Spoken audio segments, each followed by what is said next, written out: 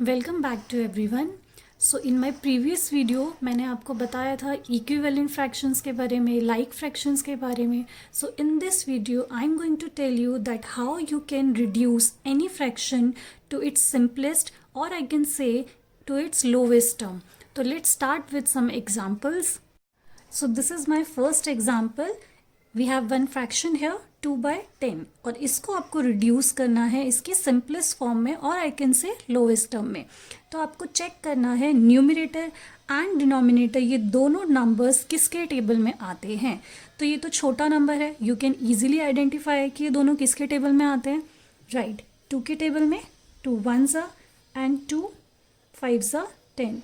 तो 2/10 की lowest term क्या हो गई है हमारे पास 1/5।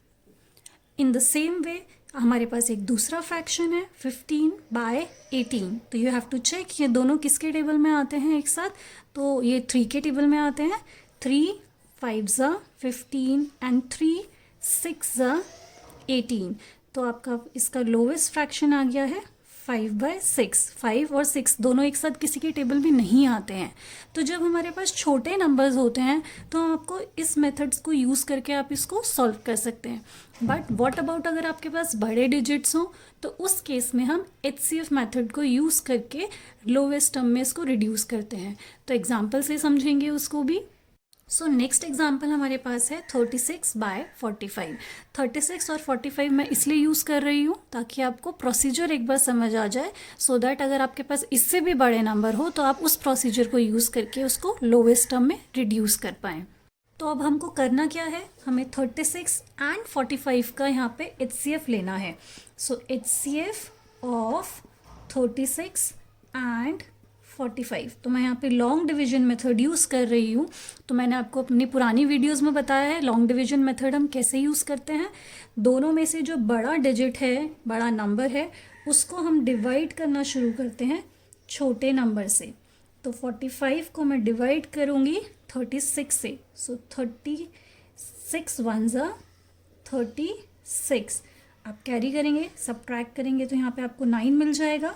अब ये 9 आपका डिवाइज़र बन चुका है और ये 36 आपका डिविडेंड बन चुका है। सो 9 4s 36, रिमाइंडर 0। दैट मीन्स 36 और 45 का HCF क्या आ गया है हमारे पास 9। तो HCF हमारे पास है 9। अब आपको क्या करना है, न्यूमरेटर और डिनोमिनेटर दोनों को डिवाइड करना है HCF जो भी हमारा आया है उससे। इस केस में 9 आया है तो हम इसको 9 से डिवाइड कर देंगे। 36 डिवाइडेड बाय 9, 45 डिवाइडेड बाय 9। तो 36 को आप डिवाइड करेंगे तो 4 आ जाएगा, 45 को आप डिवाइड करेंगे 9 से 5 आ जाएगा। So this is your lowest term of 36/45। सो एक लास्ट एग्जाम्पल से और इसको हम समझ लेते हैं 24/32। तो नाउ अब आपको लेना है HCF ऑफ 24 एंड 32। तो दोनों में से बड़ा नंबर हमारे पास 32 है तो हम 32 को डिवाइड करेंगे 24 से। सो 24 1s 24। आप इसको सब्ट्रैक्ट करेंगे तो यहाँ 8 आ जाएगा। 8 आपका डिवाइज़र बन गया है। अब आपका 24 यहाँ पे डिविडेंड बन गया है। सो 8 3s 24। रिमाइंडर आपको यहाँ 0 मिल गया है। इसका मतलब HCF आपका 24 और 32 का आ गया है 8। सो HCF इज 8। तो जो भी आपका HCF आया है उससे आप न्यूमरेटर और डिनोमिनेटर को डिवाइड कर दोगे। सो 24 डिवाइडेड बाय 8, 32 डिवाइडेड बाय 8। तो इसको आप डिवाइड करोगे तो यहाँ पे आपको 3 मिल जाएगा और इसको डिवाइड करोगे तो यू विल गेट 4। तो आपका लोवेस्ट टर्म आ गया है 3/4। तो आई थिंक अभी आपको क्लियर हो गया है कि कैसे भी किसी भी फ्रैक्शन को हम लोवेस्ट टर्म में कैसे रिड्यूस कर सकते हैं।